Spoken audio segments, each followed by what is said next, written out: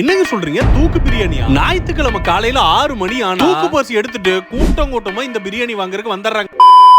இந்த மட்டன் பிரியாணிக்கு அப்படி என்னதான் மவுசுனே தெரியலங்க. சரி, அது எப்படிதான் இருக்குன்னு பாக்கலான்னு போன வாரம் ஞாயிற்றுக்கிழமை காலையில 6 மணிக்கெல்லாம் அலாரம் வச்சு எந்திரிச்சு வீட்டுல இருந்து 2 தூக்கு போசி ஆட்டை போட்டு நேரா கிளம்பி ஈரோடு அகரகாரத்தில் இருக்கு டிஎம் பெருமாள் நாயக்கர் ஹோட்டலுக்கு தாங்க ரீசெண்டா விசிட் பண்ணியிருந்தேன். நாங்க வரும்போதே ஒரு அண்டால பாதி பிரியாணி தாங்க இருந்துச்சு. கொஞ்ச நேரத்துல மல்லன்னு கூட்டம் வந்துச்சு பாருங்க. சும்மா தெறிக்க விடலாமான்ற மாதிரி சும்மா தெறிக்க பார்சல் போயிட்டே இருக்குதுங்க. இங்க ஞாயிற்றுக்கிழமை மட்டன் பிரியாணி குழம்புல போட்ட மட்டன் சாப்ஸும் இங்க கிடைக்குதுங்க. ஒரு அண்டாவை முடிச்சு இன்னொரு அண்டா பிரியாணியை கிளற ஆரம்பிச்சாங்க. 8 மணிக்கு கூட்டம் கட்டுப்படுத்த முடியாம கடையவே இழுத்து மூடிட்டாங்க. இவங்க கடையில 2 டேபிள் தான் போட்டிருக்காங்க. நானும் இலைக்கு தண்ணி தெளிச்சு எவ்வளவு நேரம் ஆகுறீங்களா, இது வேலைக்காவதுன்னு எந்திரிச்சு போய் ஆளை விட்டு ஒரு பிரியாணி அலைக்க கரெக்ட் பண்ணிட்டு வந்துட்டேன். மட்டன் பீஸ்லாம் நல்லா தாராளமா போட்டு உதிரியா ஒரு சூப்பர் பிரியாணி. டேஸ்ட் எல்லாம் சும்மா வேற லெவலுங்க. கூடவே ஒரு சாப்ஸும் வாங்கியிருந்தோம். சாப்ஸ் மட்டும் இன்னொரு பதம் வெந்திருக்கணும். கறி கொஞ்சம் டைட்டாவே இருந்துச்சு. 6 மணிக்கு எந்திரிச்சு போய்